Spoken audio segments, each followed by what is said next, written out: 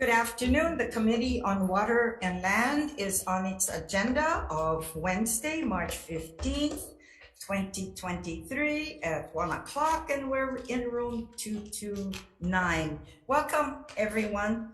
And for those in Zoom, this hearing is being streamed live as well on YouTube, and you can get the Zoom link from the hearing notice posted to our Capitol website. And those again in Zoom land, please keep your microphone off until you're called to testify to a limited 1 minute each on Zoom as well. Thank you, members, and thank you, Vice Chair, for being here. We will have our committee members strolling in as well after lunch break. But just to let you know, and we thank DLNR for we all came here at 8:30. We had a briefing. So thank you to Dobar and staff as well. So we're here at 1 o'clock, but we won't be here at 5. Okay, we'll proceed then with HB 1385, House Draft 2 relating to public lands. And this establishes a framework for designating certain public lands for development. It also amends generally applicable lease requirements for public lands to promote development. DLNR. Good afternoon, Chair Noy and Vice Chair Alfonte. Thank you. And again, thank you for this morning's informational briefing as well. Don Chang, Chair of the Board of Land and Natural Resources. Regarding House Bill 1385, the department opposes this measure. We feel that we are perhaps not managing as best as many people would like, but we are also this year going to be working with HCGA to develop a master plan. So we believe that this transfer is not necessary and we oppose the legislation, and we're available to answer any questions you may have. Okay. Briefly, since we're on the subject of Waikea Peninsula, which is AKA Yes. Banyan Drive. Chair, can we hear where are we on the latest 13 or 14 million dollars to address Uncle Billy's building as well for demolition? Right, and no, thank you for asking that question. And I'm not too sure if you had heard, there was a small fire last week. It was under control. But the status is we have asked for $15 million in the budget to help to pay for the demolition and the restoration. We do have some money that we've been using that we have available for planning and permitting, but the big cost is going to be the demolition and removal. We are also seeking BNF and the governor's approval to expend, I believe it's about $250,000 to put a perimeter fence around Uncle Billy's building for purposes of public health and safety. So that's the current status of Uncle Billy. We understand that we need to, one, secure the place, and we need to demolish it. So the fencing will be done soon, before even the demolition, because of the squatters still are going in and out as we speak. Yes, no. Unbelievable. I know it's a health hazard. So I appreciate everyone's patience on Hawai'i Island.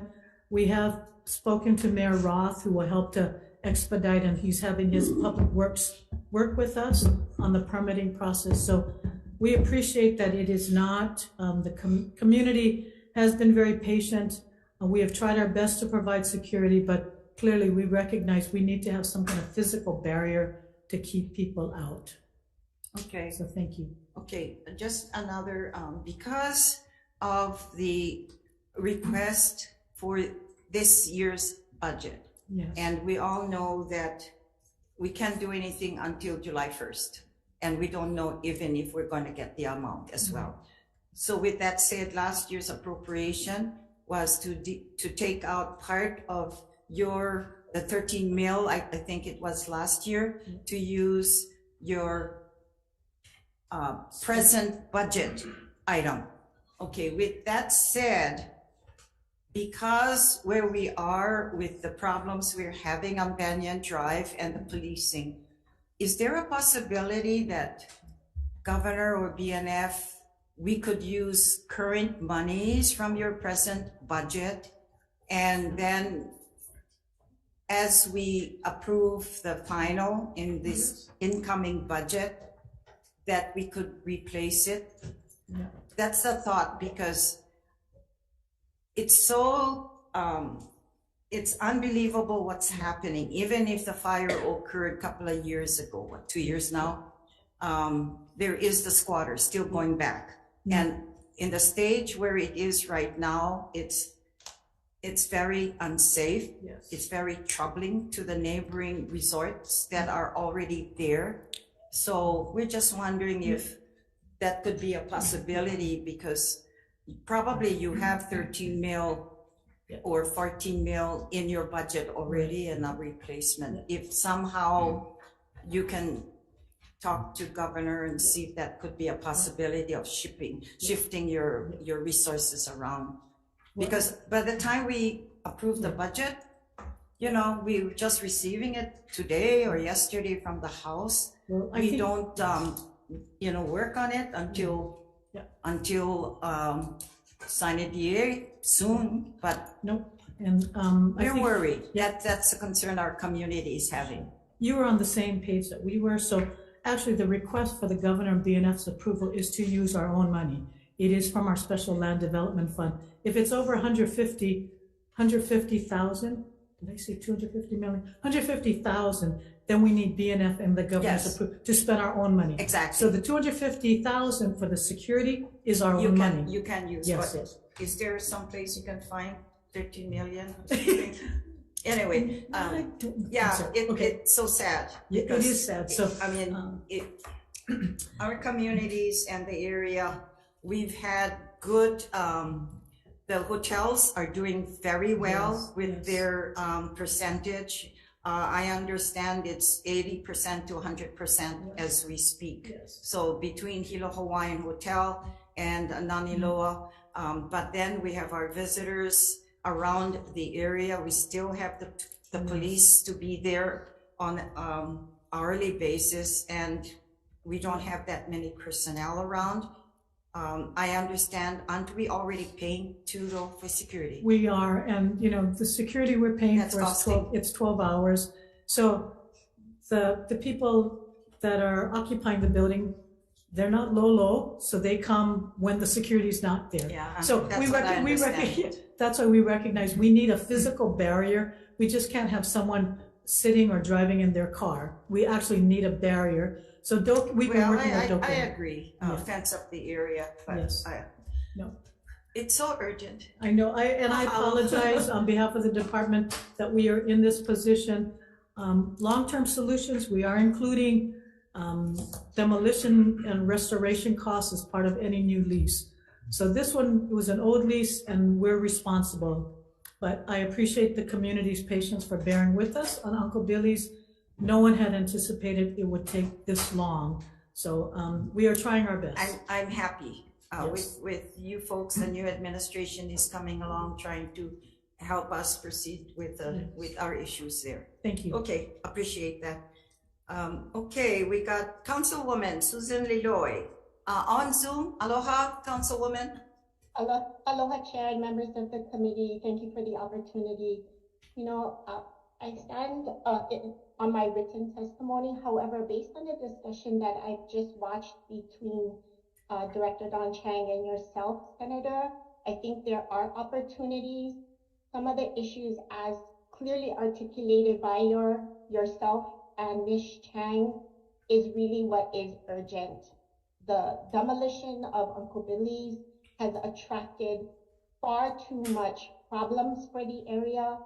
On Friday, the community policing officers hope to provide this committee with the calls for service along with the dollar and resource amounts that Hawaii County is spending to address those issues.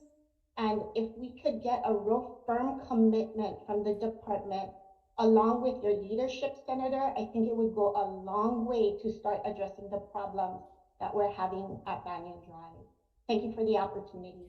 Thank you, Councilwoman. Say hello to everyone there as well. Mahalo. Wayne Tanaka. Thank you for making time today. Thank you. Good seeing you.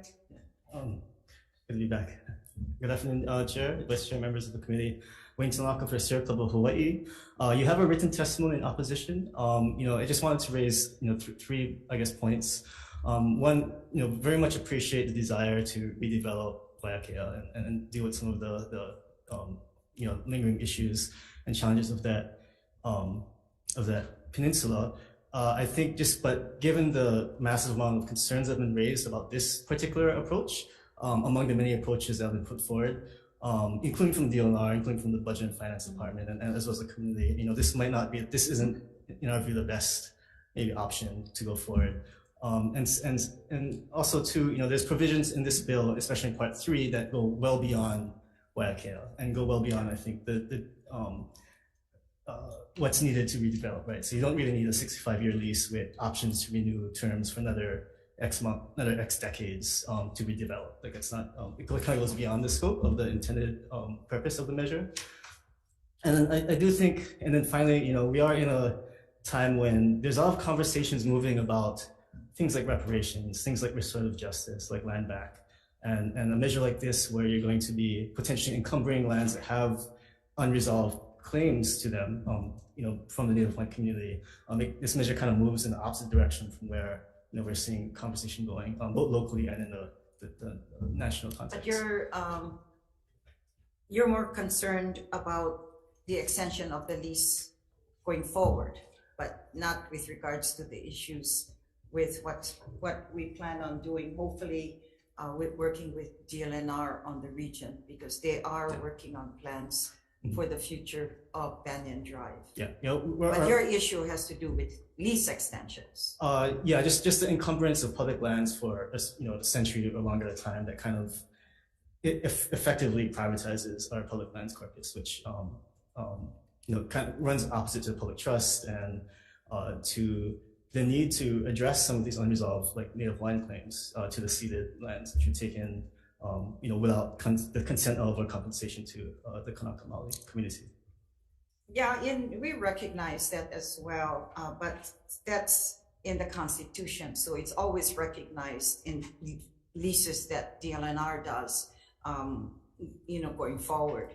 But when you look at a region like Banyan Drive, that's the only resort area we have in East Hawaii. So whether it's 30 years, 20 years, 25 years, 60 years is great, because there's a future generation still needs jobs, and we still need our hotels in East Hawaii. So anyway, that comes with a redevelopment plan that DLNR is looking forward to working with. Yeah. And to be clear, we're not opposing redevelopment approaches generally. It's just when you give a single entity such a long-term interest in a public land, like a public resource, and it essentially privatizes it in effect, even though we have constitutional provisions that would say otherwise. But thank you so much. Thank you very much. Okay. I got a question for you. Oh yes, Senator Favelo. Do you know why they do the long leases and do what you just said? Do you know what is the purpose?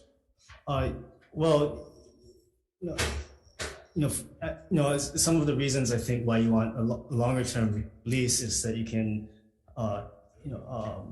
qualify for like financing, for example, for mortgages, and justify those kinds of investments. But even, in the private sector, you're looking at 15, 30 years for mortgage terms, not 65 years. So even the existing law might be a little bit beyond, what the current practices are in terms of land management. That's my understanding. So you're right with the investment. You said 30 years. The reason why they go 65 years, they want the people to forget. And then they're entitled to thinking that they're going to end up owning it. Yeah. And that's the reason why they do long-term leases, not just for investments. Yeah. It's because they want the people to forget, and then later on somebody else own the land. Yeah, that's a really big concern, is you create that sense of entitlement Right. that leads to pressure to then privatize, outright our public lands. Thank you, Chair. But thank you, Senator, but we always have to realize that we don't sell public lands, and it rests with with the people and as our Constitution says. So, thank you so much. Thank you, Chair. Okay, Kale Makaneole, with regards to Ke Kula o Waimanalo. In opposition, we do have Tara Rojas. Says, I believe Tara is female. She was planning on speaking. She's in opposition as well. Matthew Pickett, are you on Zoom? I am. Thank you very much. Thank you. Aloha, Senator, aloha, Matt. Aloha, Senator. Thank you. I just want to reiterate the sentiments that Councilmember Suliloy expressed. And our biggest concerns are with public safety issues next door with Uncle Billy's. And the county resources, as was mentioned on Friday, there was a fire in the building on the third floor. Matt, this is Senator. Are you in support or in opposition? I am in support. Okay, proceed. Thank you. Again, the county resources that have been wasted on a daily and weekly basis on monitoring Uncle Billy's. I hate to say it, but I don't think that a fence is going to be a sufficient deterrent from the occupants that are inhabiting the space right now. There's drug, prostitution, and all sorts of other criminal activities that are associated with the building. So thank you very much. Okay, aloha. Thank you, Matt. Patricia Green. Not present on Zoom, Chair. Not present, did you say? Present, Chair. Did you say Not present? present. Not present. Oh, on I'm Zoom, sorry. Chair. Okay. Sorry. All right. She sends communication in opposition as well. Anyone here would wish to speak on SB 1385? And we do have support with those that spoke as well. We have 123 in opposition. Aloha. Yeah, if you can, sorry, did I call you? No, Or did I miss? No, that's I just okay. want to just come out. Yeah, Okay, that's fine. Is anyone wishing to speak as well? okay. Please proceed, state your name for the record. My name is Helene Sonora Pale. I'm with Kalahui Hawai'i Kumiki Kalai Aina. Aloha.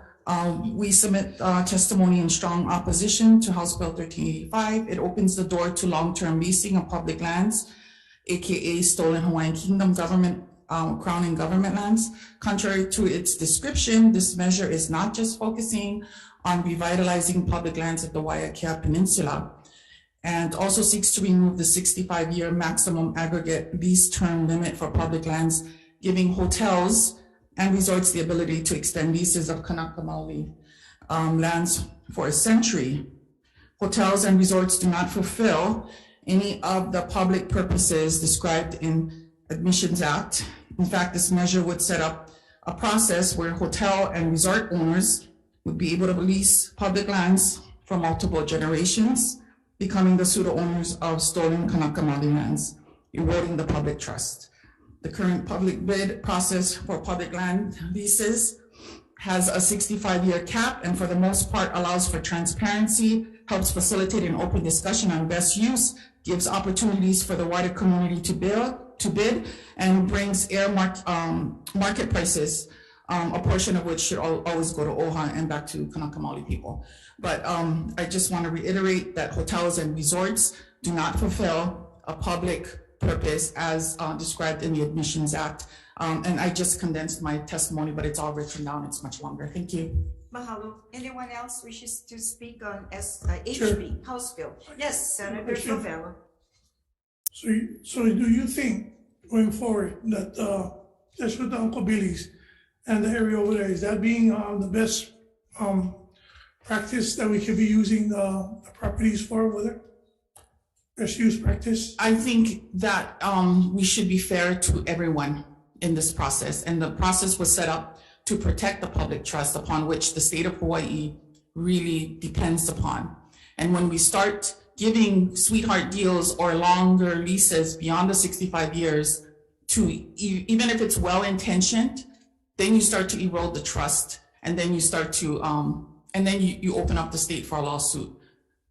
Do you think, nowadays, I mean, a lot of people say that the Kanaka Maoli or the Hawaiians don't have money to venture into this kind of investment. Do you think that is true or that's false? To have that kind of capital to invest? Because I'm hearing that the reason why they keep giving it to the same people is that we don't have millionaire Hawaiians.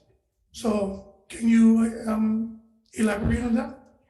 And like I said, I just think it's well-meaning to help some small businesses. We all stayed at Uncle Billy's Hotel, but it's also demeaning to say that Hawaiians don't have the resources to do their own economic development. I think for Kanaka Maoli businesses, we should be given a fair chance at every lease, basically. I really am not an economic expert, so I really couldn't answer your question, Senator. Yeah, no, so just saying, knowing that what we know today and what we all know, because I learned a lot since I got here, economic drive with any of the properties, giving an open chance if the 65-year lease opens, it give more opportunities for Native Hawaiians. I think so. To start doing business in this day and age. You got to keep the process fair for all. And with this, it doesn't keep it fair for everyone.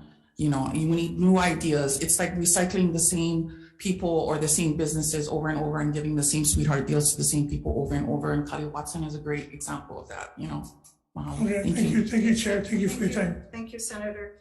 All right. Anyone else wishes to speak to HB 1385? Come forward, please state your name. And for time constraints, we do have less than an hour, so you can stand on your testimony and we'll proceed with the following. So we'll allow you to speak. Aloha, my name is Dylan Zidon, and I moved to Island merely a month ago. And I'm not here to say that I know any in-depth knowledge or any crazy laws or anything, but within these last few weeks, I've felt so much love and life in this land. And I am in opposition because the pain that I feel from these people, the way that I see these beautiful people come to collect and combine against these laws, it hurts me deeply. And I don't know what I can do. And that's why I'm here, is to prove, if anything, that people care. But I just hope that people can look past the money and look towards the lands that have been stolen, that have been taken, and that have been wrongfully used for many years for the profit of money, and to instead go back to the love of the land. What is it? Nake ki oka aina. We are the children of this land, and we are here to be the gardeners and to protect and to build it back, not to sell it. Thank you for your comments. Appreciate it. And we hope that you enjoy living on our islands. Thank you. Okay. Aloha. Okay, we will continue on our agenda. We will proceed with HB 994, House Draft 1. This is relating to land use. And it requires the Office of Planning and Sustainable Development to perform a study to refine rural district policies, make recommendations to facilitate the reclassification of lands from the agricultural district to the rural district. DOA.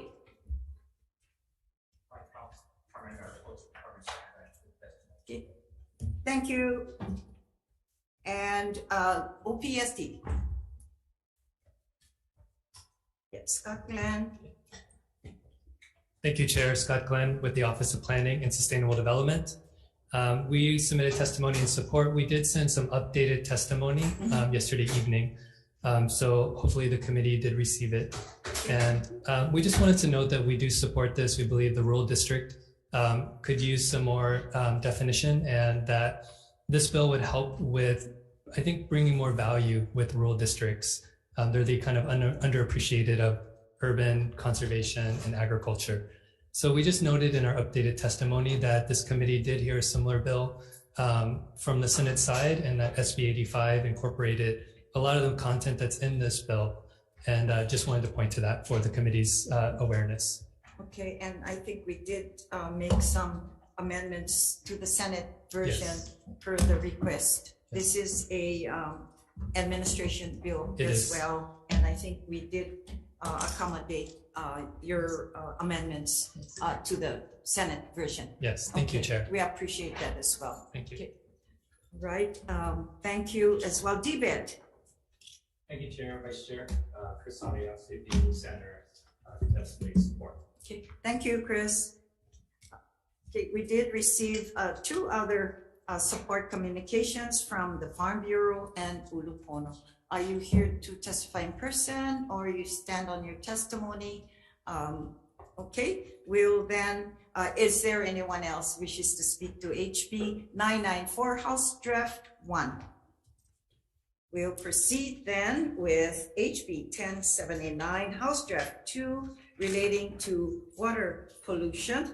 And this revises Chapter 342D of the HRS to add wetlands to the definition of state waters, clarify the Director of Health's role as a certifying agency. Department of Health.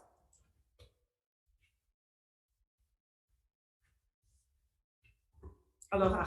Aloha. Good afternoon, Chair, Vice Chair, and Committee.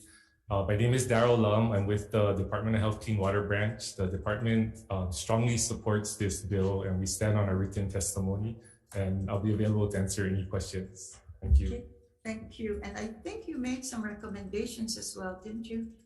Yes. Yes, The okay, then dollar we amounts- appreciate that. Oh, okay. Thank you. Okay, thank you. Yes, we did receive your comments as well. Ted Boland. I think you have to put your name on a seat somewhere. We appreciate your attention to our Water and Land Committee. Thank you, Chair. I appreciate the committee's listening to me on so many bills. It's a great honor. You know we are. Even with this, we agree to disagree on some. Sure. But sure. you know, you're the expert. We want to hear both sides. I appreciate that. Okay. Thank you, Chair Noe, Vice Chair Alfonte, and members. Ted Boland on behalf of the Hawai'i Reef and Ocean Coalition. I am in strong support of House Bill 1079. I served for 15 years as the Deputy Attorney General representing the prior speaker and many others at the Department of Health. And I think that this bill is necessary in order for the department to do its job to regulate and enforce effectively. In particular, the penalty levels have gotten way too low after 25 years of not being raised, inflation, et cetera. And we need a bigger stick, I think, to make people pay attention to the law. And the other provisions are also good. So I'd urge the committee to pass the bill. Thank you for the opportunity to testify. Thanks, Dave. Have a good day. All right. Thank you very much. We'll proceed then with HB 1088. And this is relating to declaration of water shortage and emergency. This amends the conditions, manner, and areas in which the Commission on Water Resource Management of DLNR can declare water shortages and emergencies as well. And this, members, is the governor's package as well. And this is from the committee, CWRM, okay? DLNR. Good afternoon, Sherry Noy and members of the committee. I'm Don Chang on behalf of DLNR and CWRM. We stand in strong support of this measure and rest on our written testimony and are available to answer any questions. Thank you. Yes, Senator Elefante. Yes, questions, Chair Chang. So I did have an opportunity to read, with the bill. Could you give us sort of a timeline as where we are with the overall master plan for our water? Great question. I'm going to ask Kaleo. And timeline for that? Yeah. Hello, Senator Elefante, Kaleo Deputy with Water Commission. So we are recommending that the code be changed to develop a statewide water shortage. We haven't budgeted for this year, but we're looking at, depending on the budget, with the discretionary funds that we do get, to start working on a statewide water shortage planning process. And as part of that process, we'd engage community and all water users throughout the state in developing the metrics of what that would include. Okay, and then as a follow-up to that, I know in the proposal, it strikes out a particular section, which is G as in golf, which it eliminates the commission's findings and it gives all those sections. Or could you explain to the committee why specifically why we recommended that strikeout? Yes. Yeah, so in working, That's on page 3. sorry, yeah, Yes. page 3, lines 9 through 13 and 14. When we met in response to the Red Hill crisis and so forth, and working with our AGs through this process, one of the situations was this language ties an emergency to a shortage, and that a shortage plan needs to be developed and implemented before emergency can be issued. In the event of Red Hill, it didn't contemplate these types of emergencies. So in the plain language as it reads, we'd have to establish the plan, implement the plan, and then only if that plan wasn't sufficient, we could then issue an emergency, which is fair in most situations where we can anticipate shortages from occurring. But in events like this, where water quality is impacted immediately and inconsistent with what the code defines emergency as, this language was recommended to be omitted. So we split up shortage from emergency, give the commission the authority and power to issue these emergencies when needed. Okay. And last and final question, thank you, Madam Chair, for allowing me to ask these questions, you're still committed to doing a shortage plan? Yeah, absolutely. With the climate crisis, as you can see the amendments here, we articulate the need to look holistically at how we manage through the shortage periods throughout the state. So we are committed to do that. A lot of it's contingent upon budget and how we plan and use that budget. Okay, thank you, Mr. Chang. Thank you, Chair Chang. I just to follow up as well, because CWRM, this is a commission action. So with that said, on an emergency, if you have not completed a plan, or do you still have to do rulemaking? So with that said, if there's a critical emergency, like you do something now, so the governor can make that declaration, right? The governor could use his powers often, if it's extreme health and safety. In this case, even in that declaration, there's still going to be the need for the commission or the bodies where laws are suspended to come up with the plan of implementation. And to address the shortage. We would address it at that time. But this we're not required to do this by rulemaking, which takes a lot longer to do. So it permits us to timely respond in the event of an emergency, yes. Correct, yeah, so the issue is the primary issue is the rulemaking in order to address the emergency timely. And the amendments that we're recommending in consultation with AGs is to bifurcate the two, that in the events of emergencies that we could go through that process. And it would be obviously done in a commission action. The body as a whole has to declare it. It would have to come up with the conditions and the time frame and the recommendations on how to address the emergency. Okay. Any further questions? Senator McKelvey. Did you guys see the testimony from the mayor from Maui, Mayor Bisson? Yeah, I did. I'd like you to comment on what his so let me just pull up my notes. So in general, I note that all the departments of water supply submitted testimony related to this bill, and we did meet with the Board of Water Supply and walk through our intent of the language related to the count. Most of them all read the same, and so what this bill does is, again, it splits out shortage from emergency. It makes ultimately the water code statute, consistent with how the emergency is already defined in the water code. And then the issue about, ultimately one of the situations is the counties are just water purveyors, not just, but they are water purveyors. They're a water user like any other water user. We're a regulator.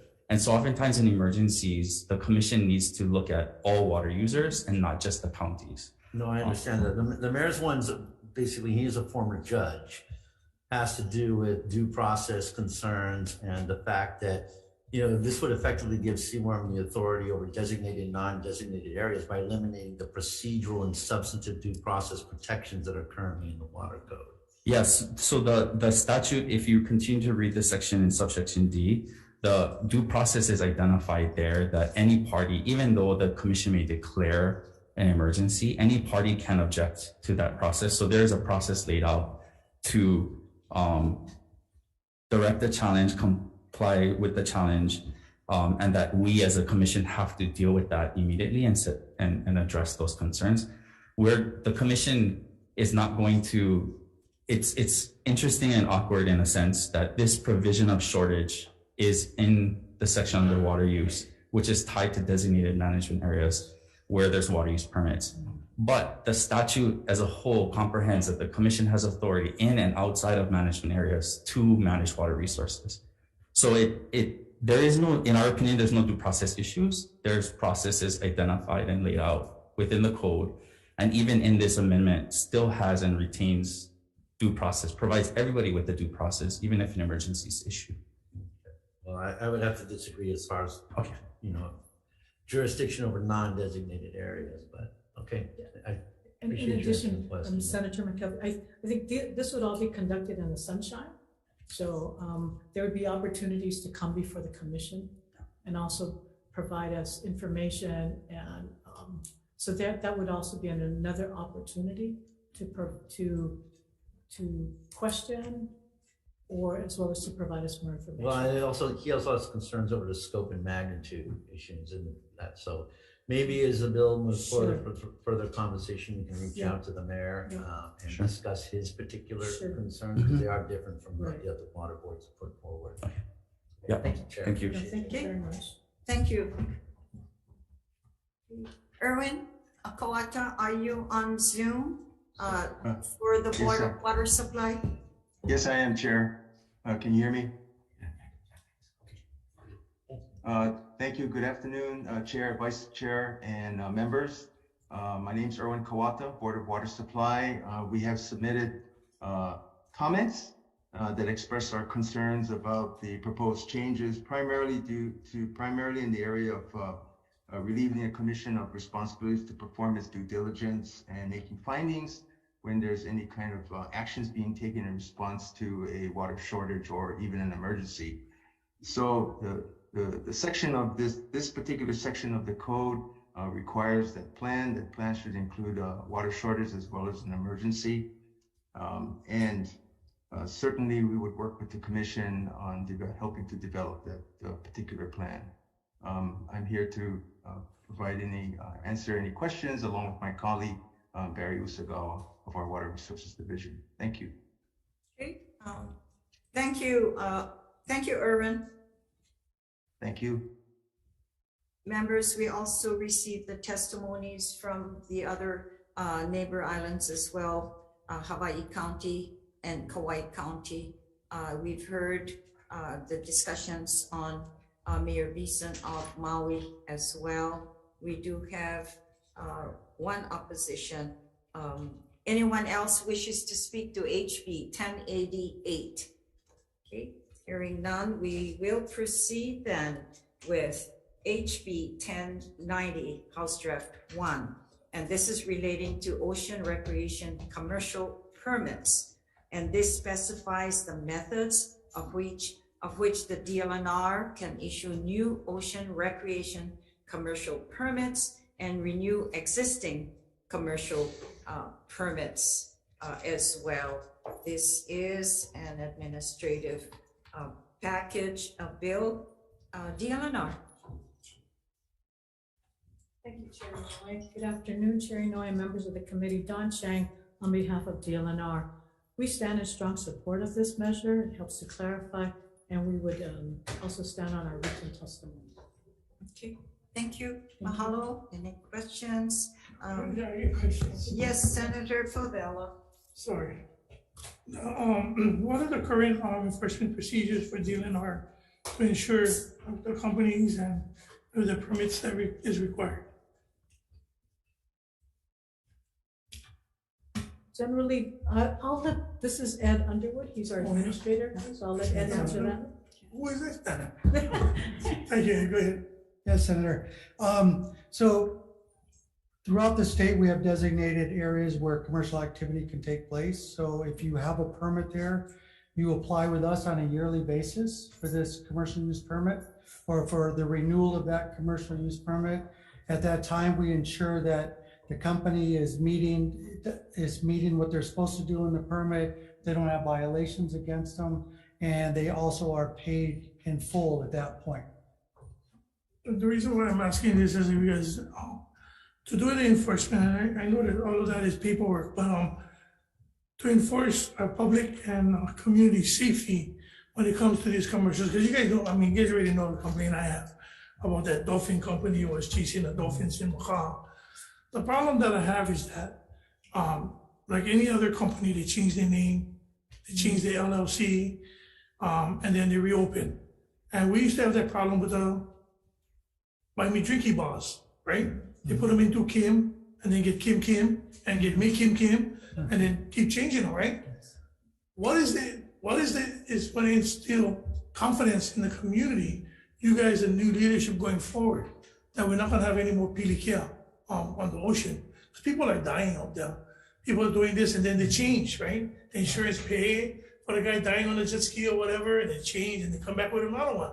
And they always use Hawaiian names. Can we ban them if they're not Hawaiian from using Hawaiian names? The legislature may be able to do that. So. Can you elaborate a little bit? In areas where the permits are limited, if they try to change the name, then the permit voids. Yes. Goes to the next person on the wait list. That's good to know.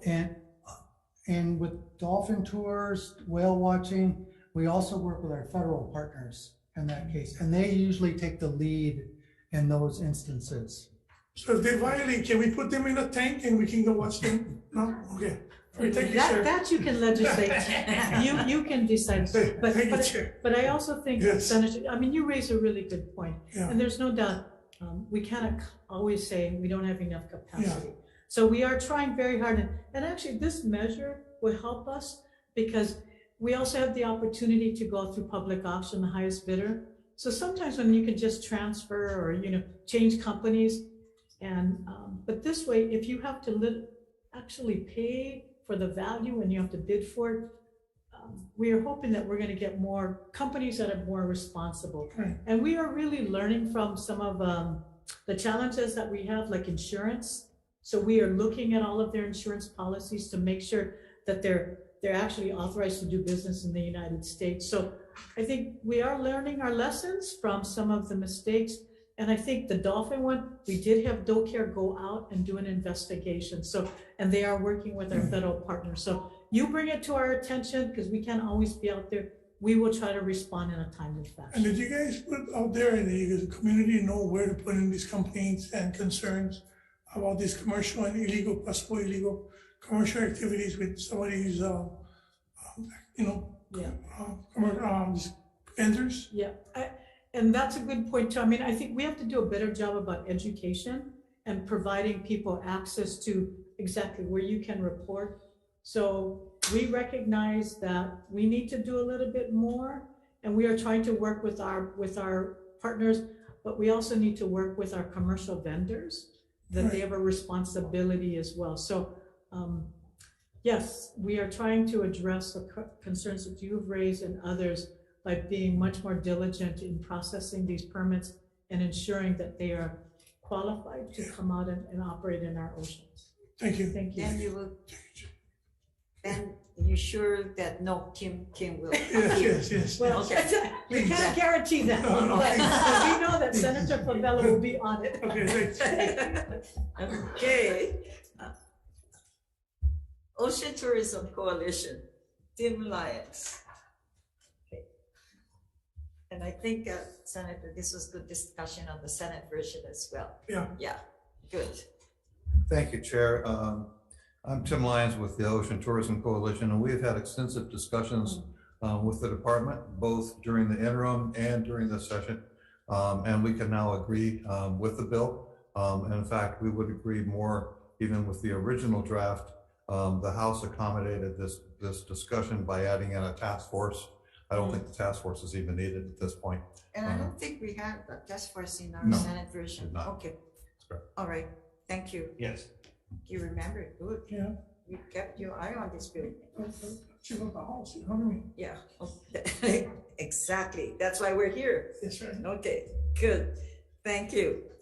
Okay, we do have couple of other supporters as well, and we have one opposition. Is there anyone here who wishes to speak to HB 1090, House Draft 1?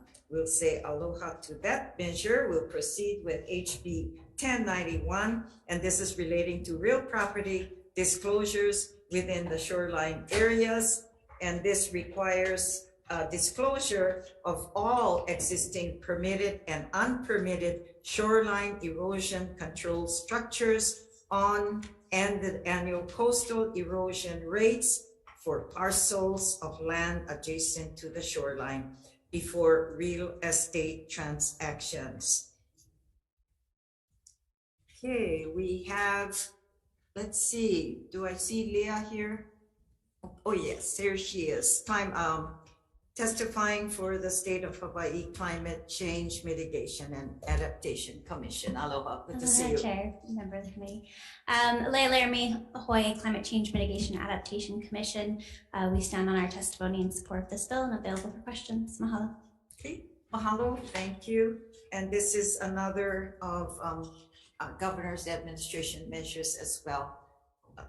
Okay, Scott Glenn, OPSD, Office of Planning. We stand on our testimony in support. Okay, mahalo. University of Hawaii, okay, SANS Communication in support. DLNR. Oh, you're on the bottom. I know, really. What happened? Yes. She forgot about me. Okay. Senator Inouye. These were the enthusiastic ones that said, I'm going to testify early.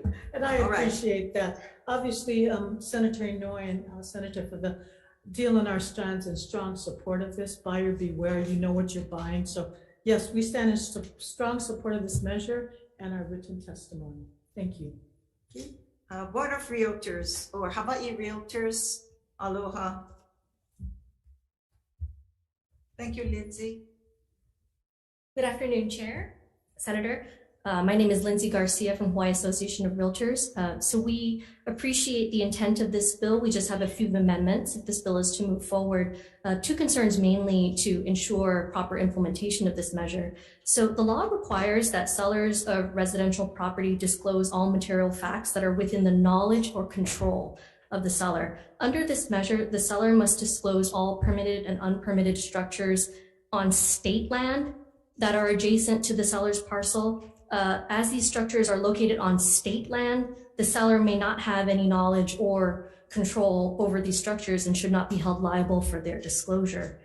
Secondly, we appreciate when it comes to the erosion map requirement or the erosion rate disclosure requirement, we appreciate the maps that DLNR provided. The interactive nature of the Kauai and Oahu maps are appreciated. However, the websites identify erosion rates in a way that do not clearly align with property parcels. So there are some property parcels that have multiple erosion rates per parcel. So it's a little bit confusing for the seller to know which rate to report or if all rates are supposed to be reported. Additionally, the Maui maps are in the form of images, which kind of make it difficult to understand, which exactly erosion rate to disclose. In addition, there are no maps for the Big Island. So just wanted to kind of point that out. So your comments are related to the part where it says you must identify the neighboring structures then in the seller's. So there's actually two concerns that we had. One had to do with the requirement that state land adjoining or next to the seller's parcel must be disclosed, permitted and unpermitted structures are located on state land next to the property must be disclosed. And so we just kind of say that, because it's not within the knowledge or control of the seller, it shouldn't be the seller's role. Yeah, because you're selling the property that you are on record selling that particular property, nothing to do with any adjacent properties under state lands. Correct. Or public lands. Right. Then there's a separate requirement to disclose erosion rates, and we appreciate the maps that were provided in DLNR's previous testimony. We just wanted to point out that it's a little bit unclear what the seller what they actually need to disclose. There's multiple erosion rates per property at sometimes. The Maui maps are a little bit hard to read, and there are no maps for the Big Island. So we just wanted to point that out. So we would respectfully request that this requirement be removed until there's a centralized database of all islands where a seller can easily determine the erosion rate for their property by address or tax map key. And then, of course, if this bill is to move forward, we would respectfully request an implementation date of November 1st, since we do all of the standard forms for the industry. So we need time in order to update the form and educate our membership. Thank you. That's really interesting comments, DLNR. Yeah, or whoever. I'd like to bring up Michael Kane too. Sure. But, you know, just hearing the comments, I kind of tend to agree with her, because if you're working in real estate and you're supposed to be selling just that one parcel, if I was selling your parcel, I should be concentrating only on why you're selling the property as well, but not to be confined by having all the information that's necessary with this bill referencing neighbors, because then I'm going to charge him more money because I'm selling it. Now I have to take advantage of getting information from the neighbors, you know. So if I may, so good afternoon, Michael Kane with the Department of Land and Natural Resources. We did work to amend the language in the bill as before you to address some of the realtors' concerns. So now it reads. That's the one that's before us. Correct. So the version you have is as amended. So we are specifically looking at erosion control devices. Erosion control structures on the Mackay boundary of lands adjacent to the shoreline. So not the neighbors, not anything on state land, erosion control structures. And these are big. These are 10 to 15 foot sandbag walls we're talking about. Landowners know if one is in front of their property. We have 50 cases where we allege private landowners built these structures on state land. Well, no, we know they did. We issued temporary permits and they are refusing to remove them. So we feel it is imperative that these structures be disclosed to buyers. We are finding people from outside Hawaii buying land claiming they didn't know or everyone else has one. It's not fair that we enforce on them. And for those who've been watching the board hearings recently, we will enforce on them. So this should be disclosed to buyers. It's an issue of fairness. The erosion rates, the realtors can disclose what is on the county website. If it's confusing or if they don't understand the number, just disclose that. We're not asking, we have removed language that would require sellers to interpret the data or analyze the data. We just want the data reported. For this bill, if you remove erosion rates and if you remove erosion control structures, there is no bill. That's all that is in this bill now. In terms of an implementation date of November, we absolutely agree with that.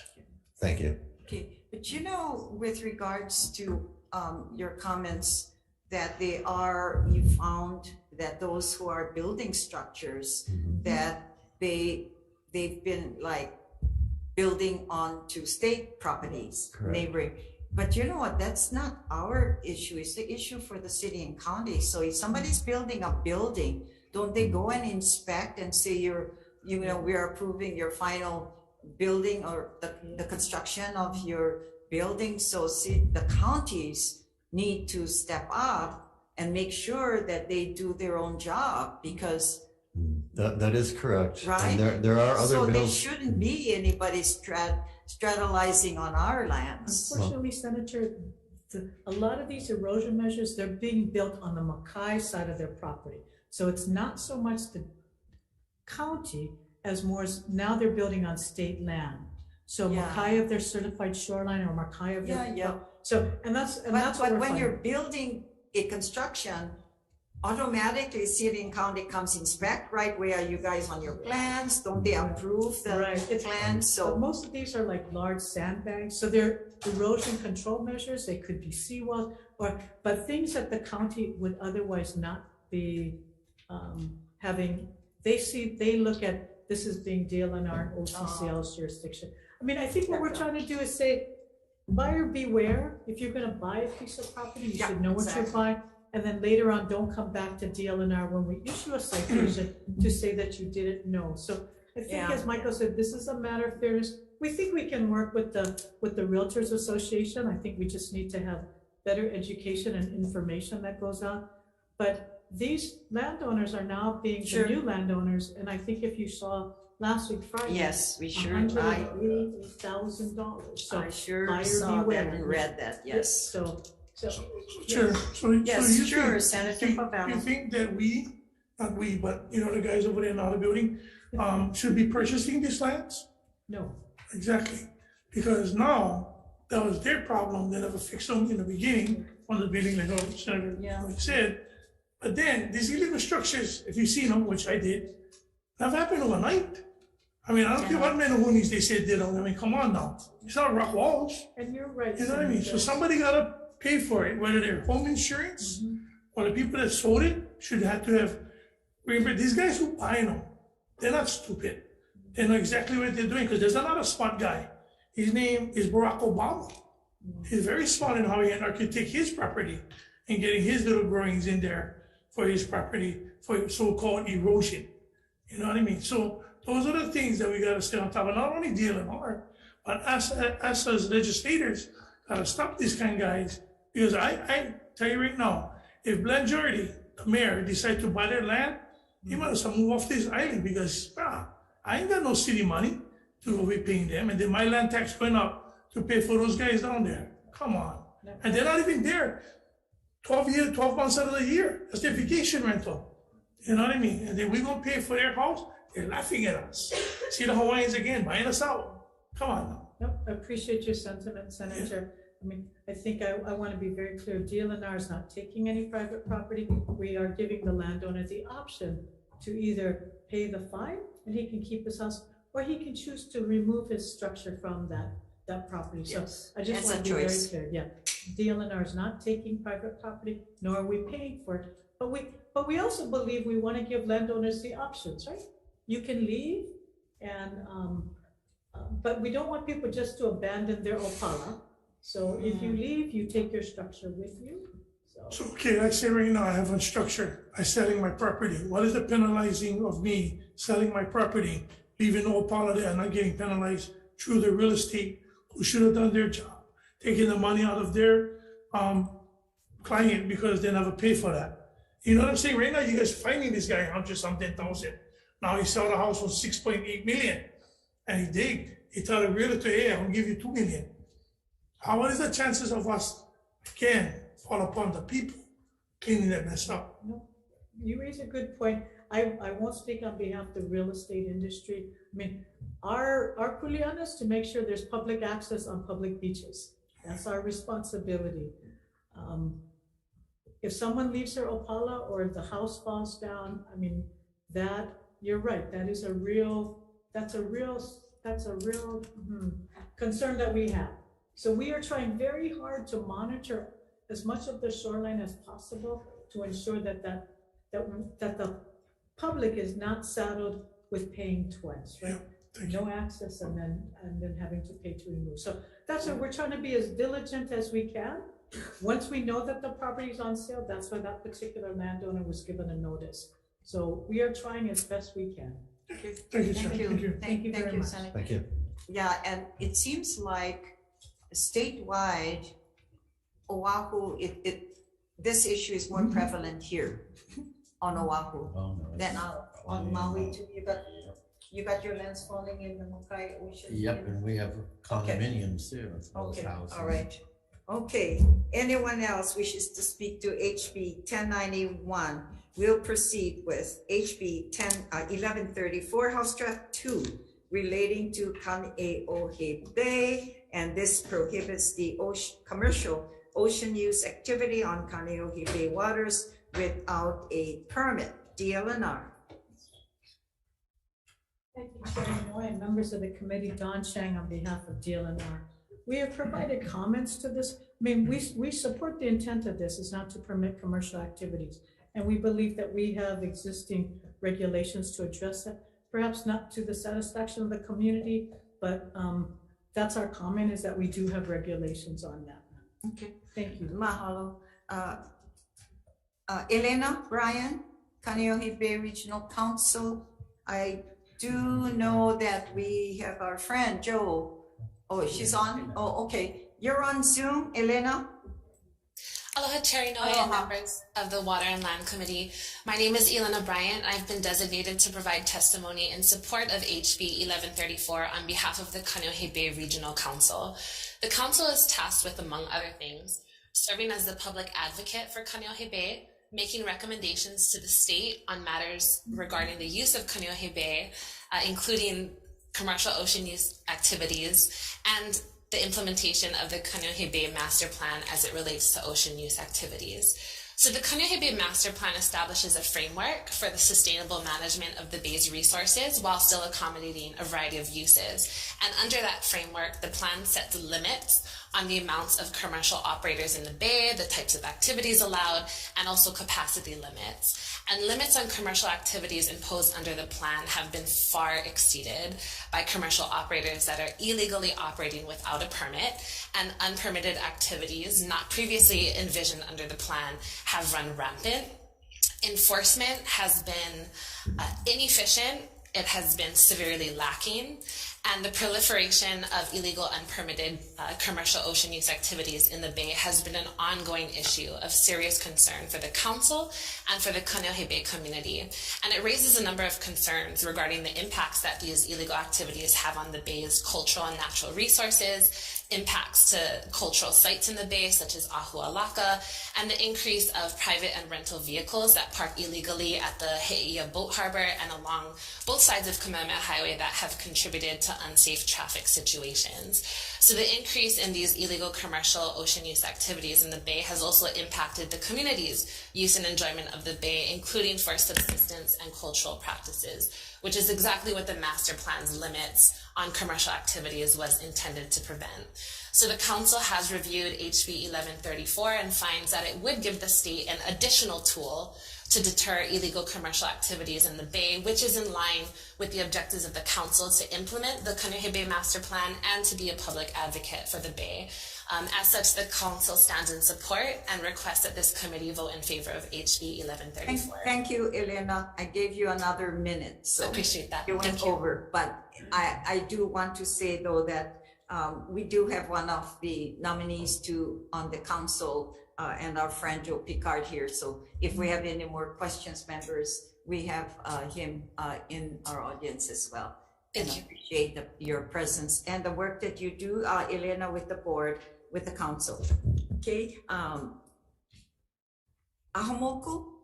Okay. Mr. Chair, I'd like to defer to Rocky. Okay. Auntie Rocky.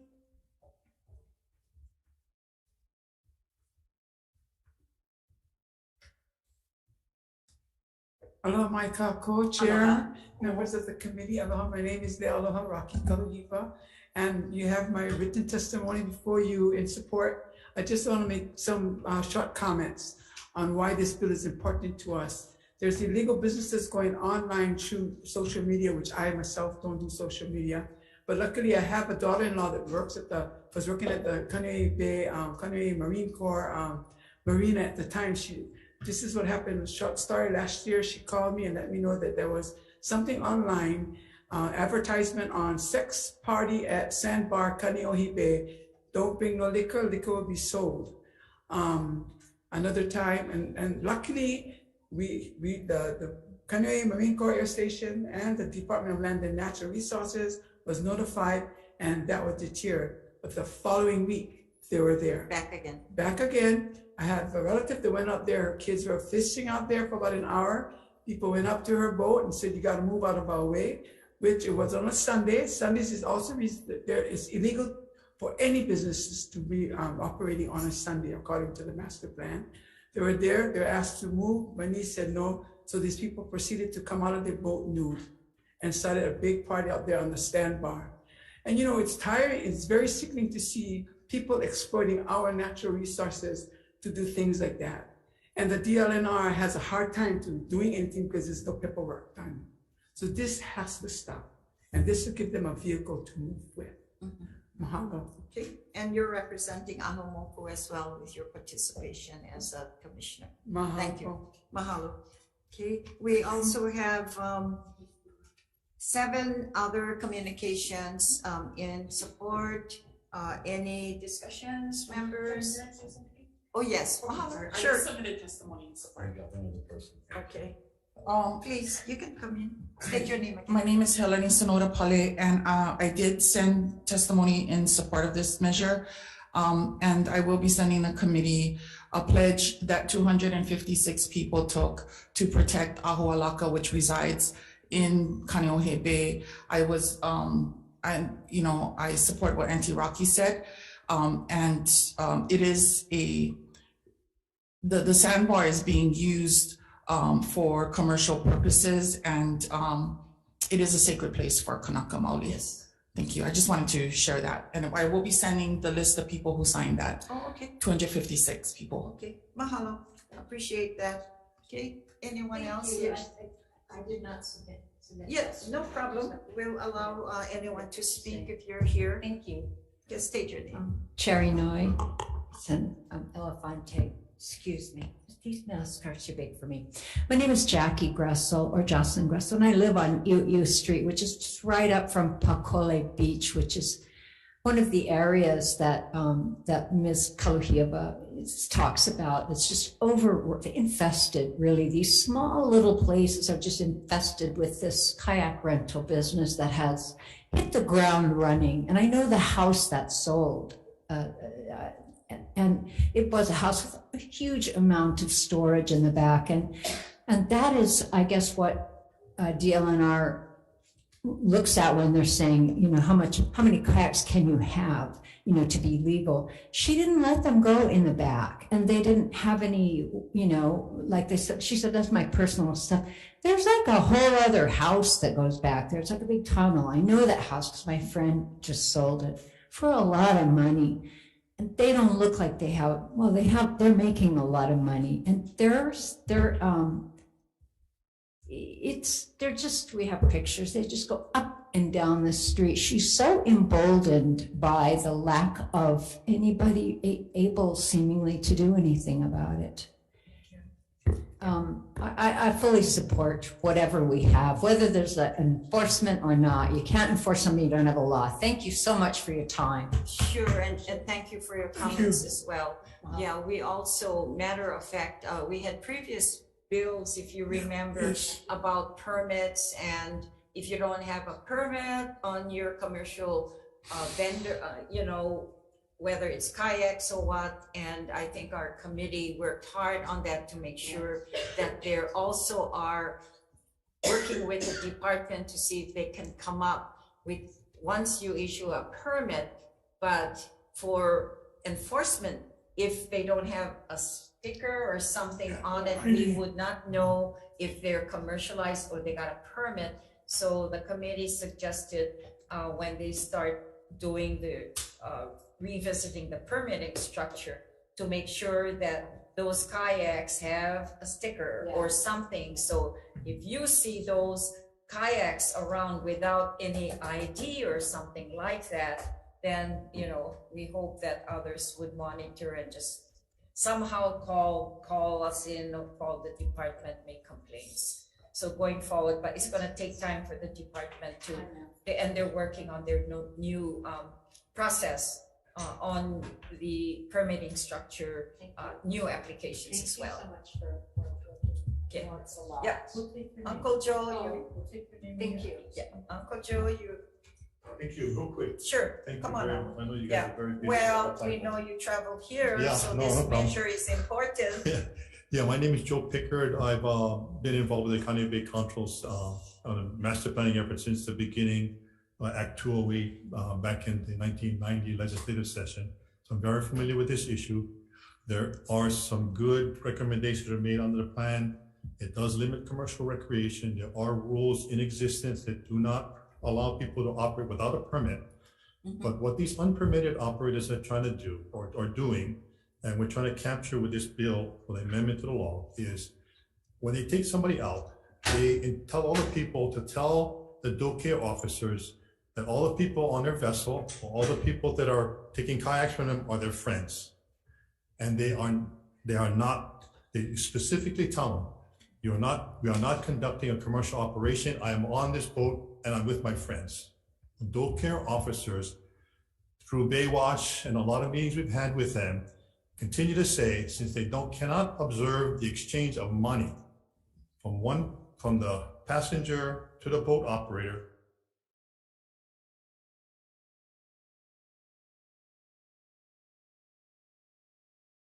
these things are structured, mimic the city and county rules and say, okay, if you advertise online for an unpermitted activity, it's pretty clear, you're violating the law and that's not allowed, and then the department can go on site that. The second element in this particular proposal is we're putting the burden on the unpermitted operator to show that they are conducting a private activity. If they cannot demonstrate that, then they're obviously doing a commercial. Like if you got friends in your boat, you should be able to tell them, these are all my friends, these are who they are, contact them, and you can prove that it's not a commercial activity. And that's the reason why, even though we do have rules in existence, those two elements in this particular proposal would enhance the doe care's ability to enforce the law. Thank you very much. Okay, thank you, Joe. Anyone else wishes to speak to HB 1134? Okay, members, we got two more items before the bell rings. So we'll proceed with HB 1267. This is relating to DLNR. It requires the agency to develop and implement a management system for Kaena Point State Park, Makua, and Keawe Ula regions. Okay. Let's see, 1267. Okay, DLNR. Thank you, Senator Noe and members of the committee. Don Chang on behalf of the department. We support this measure and stand on our written testimony. Okay. Thank you. Mahalo, Ahumoku, Leimana Damate. Thank you, Chair. Ahumoku stands on the written testimony of strong support. Okay. Mahalo, we also have three communications in support. Anyone wishes to speak to HB 1267? Now we're moving on, HB 1371, and this is relating to Sand Island State Recreation Area. This appropriates the funds to DLNR to prepare the master plan for the Sand Island State Recreation Area. DLNR. Good afternoon, Sharon Noe and members of the committee. Don Chang on behalf of the department, and we support this measure and we stand on our written testimony. Okay. Thank Mahalo. you. Okay, I see our good friend, Auntie Vicky Takamine, has been patiently waiting. Okay. I will stand on my written testimony. Thank you very much. Good to see you. Thank you. Mahalo. We'll see you in Hilo for Marimana Festival. Okay. Members, we have good support on this bill. We have 64 in support and no opposition. Okay, anyone wishes to speak to HB 1371? Otherwise, we will proceed then with decision making on the measures before the Water and Land Committee today. Hello, members.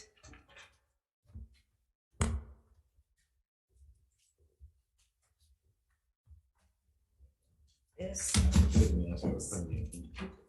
Yeah, I'm sure there's plenty. Thank you. So they'll be working on some version. Okay. So basically, yes, no steps, okay, so yes, that's Okay. that's the inside of this one. Okay, is this the one that's we're inserting our measure? Yeah. Okay. Yeah, and then this one.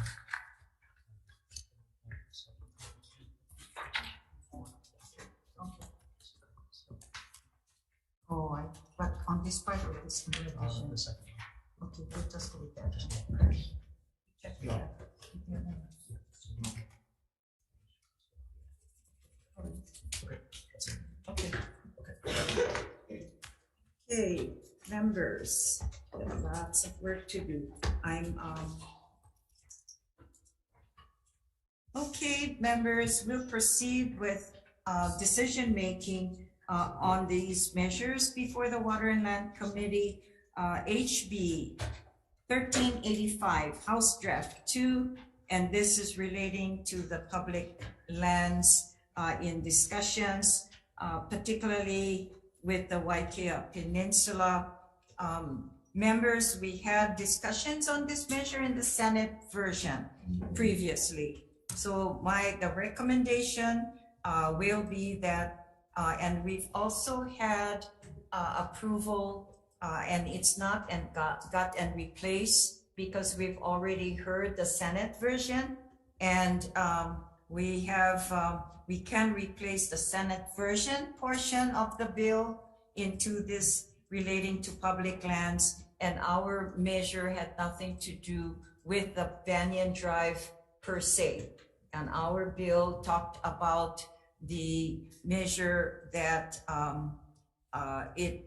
with the Senate bill that we passed did a better job at addressing the issues with regards to the KIAA leases in Hilo area, which needs to be addressed via the statute.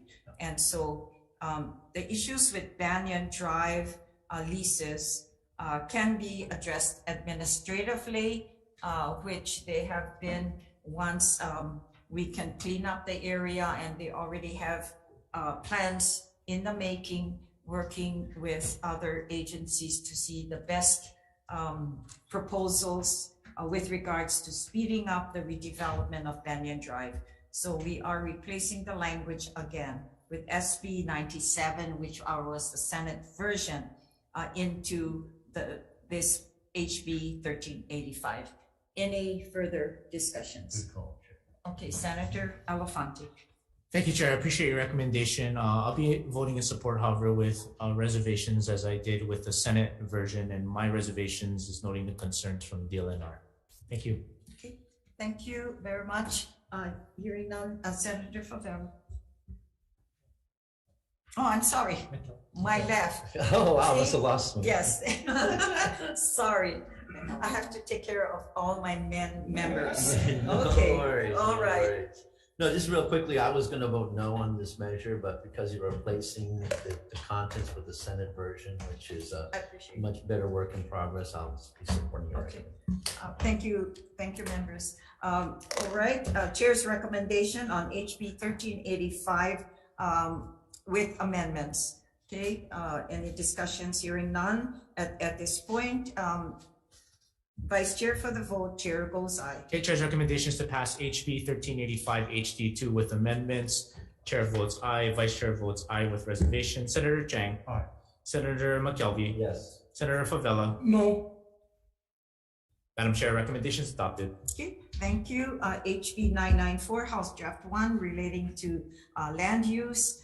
Chair's recommendation is to pass with amendments, and we also are inserting the contents from SB 85, Senate Draft 1, and with communications with OPSD, prefers the language that we've made changes and discussions during the SD 1 of SB 85. Any further discussions? Hearing none, Chair's recommendation then on HB 994, House Draft 1 is passed with amendments. Vice Chair for the vote, Chair goes aye. Chair's recommendations to pass HB 994 HD1 with amendments of the 5 members present. Are there any no votes? Any votes with reservations? Hearing none, Madam Chair, recommendations adopted. Okay, mahalo. HB 1079, House Draft 2 relating to water pollution control. Much discussions with this. We will be passing with the amendments. We heard the comments from Department of Health. We will be taking their amendments to this measure. Any discussions? So HB 1079 passed with amendments, and any discussions? Hearing none, Vice Chair for the vote, Chair goes aye. Chair's recommendation to pass HB 1079 HD2 with amendments of the 5 members present. Any no votes? Any votes with reservations? Hearing none, Madam Chair, recommendation is adopted. Okay. HB 1088, House Draft 1. This is relating to the declaration of the water shortage and emergency. Chair's recommendation is to pass this measure as is, as recommended by CREM, but I'd like to insert into the committee report that they were the concerns raised by the Honolulu City and County Board of Water Supply in the committee report. Any discussions? Madam Chair, I'm going to be voting with reservations. I think the points that the Mayor of Maui brought up are not being addressed, and as such, I'd like to mark my concerns by going with reservations. Thank you. Okay, with the reflection of the concerns, I did mention only the city and county, but we'll add the concerns of Maui County as well into the committee report. Senator Elefante. Thank you, Madam Chair. I do appreciate you including the Board of Water Supply's comments in the committee report. I'll be joining my fellow senator from South Maui in voting with reservations, noting the concerns from the Maui Mayor as well as Board of Water Supply. Okay, so noted. Okay, then we'll proceed with the votes on HB 1088 to pass as is, including the comments into the committee report. Chair goes aye. Okay, Chair's recommendation is to pass HB 1088 HD1 as is, yes? Yes. Madam Chair? Amen. As is, any no votes? Any noting the ayes of the reservations from Senator McKelvey and your Vice Chair? Any other further ayes of reservations from Senator Favela? Madam Chair, recommendation is adopted. Okay, thank you. HB 1090, and this is the relating to ocean recreation commercial permits. Chair's recommendation is to pass with the amendments and we'll be adopting DLNR's amendment to remove the working group in that measure. Okay, and as well as other comments with regards to the working group because they already are in place. Any discussions? Hearing none, Chair's recommendation then is to pass with amendment on HB 1090. Vice Chair for the vote, Chair goes aye. Okay. Chair's recommendation is to pass HB 1090 HD1 with amendments of the 5 members present. Any no votes? Any votes with reservations? Hearing none, Madam Chair, recommendation is adopted. Okay, thank you. HB 1091, House Draft 1. This is the real property disclosures within the shoreline in areas. Chair's recommendation is to pass with the amendments. We'll be adopting the Hawaii Realtors recommended amendment to remove that section where they're not being penalized in including the state land seaward or adjacent to the parcel on the particular process that they use with a sale of a property.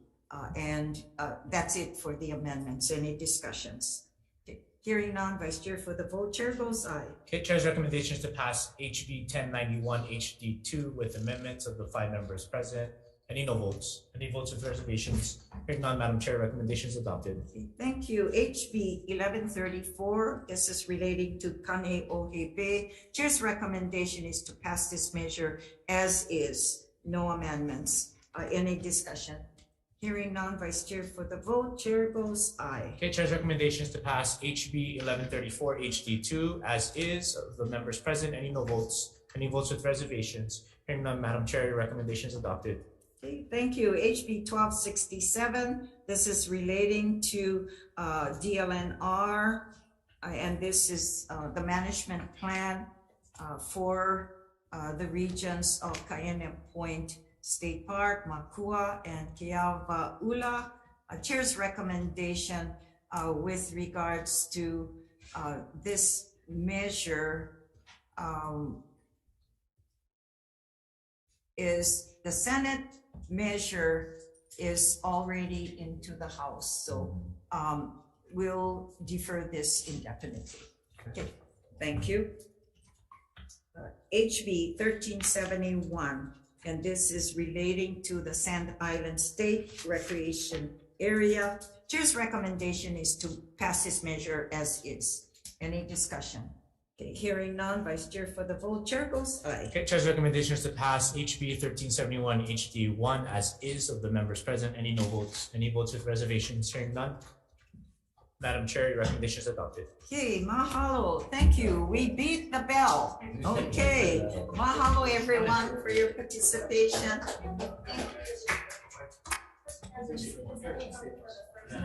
Yes, okay, one second. Okay, this meeting is adjourned.